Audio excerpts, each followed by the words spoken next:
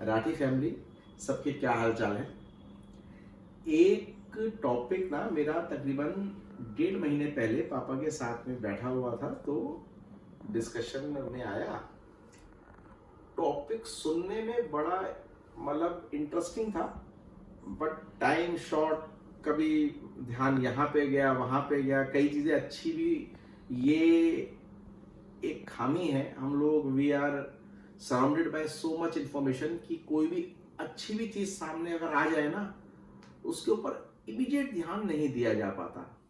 खैर, 20 दिन से सोच रहा था इसके ऊपर एक वीडियो तैयार की जाएगी और मैं भेजूंगा आप सबको। और वो वीडियो में बहुत ज़्यादा समझाऊंगा नहीं मैं, और जो जो चीज़ें मैंने इस बारे में खोजी थी, सिर्फ आई रीड दोज पैराग्राफ। एक बड़ी खास चीज़ इसके अंदर ये है, like I am 44, I am able to extract some things out of it. जो मेरे से छोटी एज के हैं उनकी कुछ अपने एक्सपीरियंसेस, जो मेरे से ज़्यादा एज के हैं, चाचा हैं मेरे, वो इसको सुनने के बाद में अपने लाइफ के एक्सपीरियंसेस के साथ में ना, they can enrich this thought, ये वाला thought. So I just read some of the paragraphs that I found out, and I'll make the ball rolling. जिसके मन में जो आए वो शेयर जरूर कीजिएगा। सुनना इसको बेहद जरूरी है, बेहद जरूरी है। ये बड़ी पूरा the empty boat. The empty boat is a parable from the Taoist philosopher Chuang Tzu, also spelled as Zhuangzi. 2 word आए इसके अंदर, एक तो पैरेबल आया। पैरेबल मतलब लोकोक्तियां, जैसे एक कौवा प्यासा था, टॉर्टोइज एंड हेयर की रेस, जो हम लोकोक्तियां सुनते आ रहे हैं अपने बहुत ही अर्ली एज से, उसको पैरेबल बोलते हैं। थाओ फिलॉसफी क्या है? थाओ फिलॉसफी ताइवान और चाइना में इसका जन्म हुआ था, और it basically says go with the flow of nature. हम इसको अपनी हिंदुस्तानी जुबान में कह देते हैं, जो होता है अच्छे के लिए होता है, यानी nature makes a balanced decision for you. I am getting back to what I was reading. The empty boat is a parable from the Taoist philosopher Chuang Tzu, also spelled as Chuang-Tzu, that illustrates the concept of egolessness and the nature of human reactions. That illustrates the concept of egolessness and the nature of human reactions. In this story, a man rowing his boat becomes angry when another boat collides with his boat.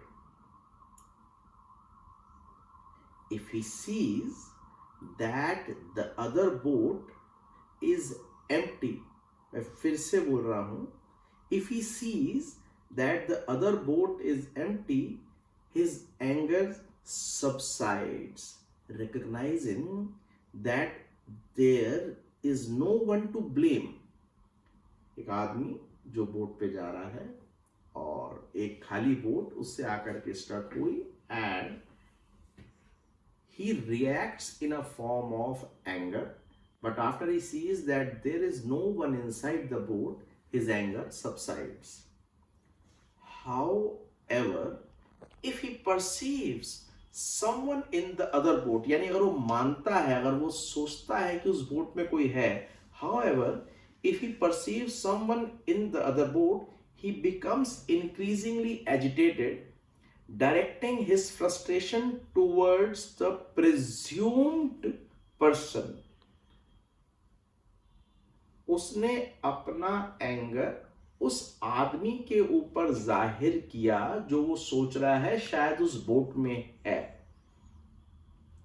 This parable, इस वाली line के ऊपर वापस एक बारी और आएंगे, but फिलहाल मैं पैराग्राफ पूरा किए दे रहा हूं। The parable suggest that much of our anger and frustration arises from attributing intent to others action, यानी उसने शायद जान के मेरे साथ में ऐसा किया है. Now we are attributing the intent that someone does want to hurt us. It is his intention to hurt us. We are attributing our anger and frustration to that intent by adopting the mindset that the boat is empty, that is, by not personalizing events or assuming malicious intent, we can maintain inner peace and avoid unnecessary conflicts. Chuang Tzu uses this metaphor to advocate for a state of egolessness, यानी मैं कुछ हूं ही नहीं, मेरे को कोई क्यों चाहेगा? Why would anyone want to hurt me? Hurt me, egolessness. There is no me. Where one moves through life without the burden of pride. Reading this once again. ये इतनी सुंदर बात है लिखी इस व्यक्ति ने. Chuang Tzu uses this metaphor to advocate for a state of egolessness where one moves. कोई अपनी लाइफ सिर्फ और सिर्फ इस ढंग से जीता है विदाउट द बर्डन. हाँ, अपनी सारी लाइफ अपने सर के ऊपर ईगो का और मैं कुछ हूं, कोई मुझसे कुछ चाहता है, मैं किसी फला व्यक्ति को कुछ दे सकता हूं, कोई फला मेरे से कुछ छीन सकता है, मैं कुछ हूं, मैं मेरे अंदर कुछ ऐसा है जो सब लोग आसपास में है वो मेरे से कुछ चाहते हैं.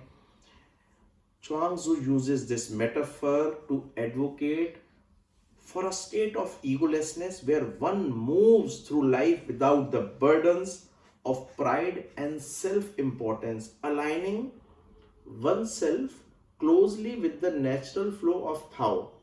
आप में से जो भी ये वीडियो सुन रहा है, देख रहा है, एक बार थाओ फिलॉसफी के बारे में थोड़ा बहुत just read it. You will come to know that it is a very basic philosophy of life. Osho, a contemporary spiritual teacher, expanded on this metaphor in his series of talks titled The Empty Boat, emphasizing the importance of self-realization and living without any ego. He interprets the empty boat as a symbol of a perfect man who, devoid of ego, moves harmoniously with the existence, free from conflict and opposition. ये दुनिया में possible है कि हमको सबकी बातें न भाए. कोई सामने हमारे है और उसकी बातें हमें भाई नहीं. जरूरी थोड़ी है कि हम हर बात का रिएक्शन दे ही दें. कोई भी चीज का रिएक्शन देने में हमारी लाइफ की, हमारे दिन की इतनी एनर्जी वेस्ट हो जाती है जो एनर्जी कहीं और यूज की जा सकती थी. मैं किसी व्यक्ति को कोई बात समझाना चाह रहा हूं, अपना पॉइंट्स समझाना चाह रहा हूं, उससे मेरी बहस हो रही है, मैं उसे कौन होता हूं कुछ समझाने वाला? कोई व्यक्ति से मेरा अगर ना झगड़ा हो गया, कॉन्फ्लिक्ट हो गया, let me make myself believe that this is an empty boat and giving my reaction, my very important reaction to this event is of no use. In essence, the philosophy of the empty boat encourages us to let go of ego-driven reactions and embrace a perspective that fosters tranquility and harmony with the world around us. I am leaving this on this point. बहुत सारी चीजें मैंने समझाई और बहुत सारे gets मैंने खोल के छोड़ दिए. जिसको इसमें से जो चीजें समझ में आई, please do share in form of voice messages और anything that you want, anything that you like. Your life experiences, चाचा के एक्सपीरियंसेस, मिन्नी के एक्सपीरियंसेस, चिंकी के एक्सपीरियंसेस, हर एज के हिसाब से इस फिलॉसफी की अपनी इंटरप्रिटेशन है. Point is, do we need to give a reaction to each and everything that encounters us? Think about it. Thank you so much.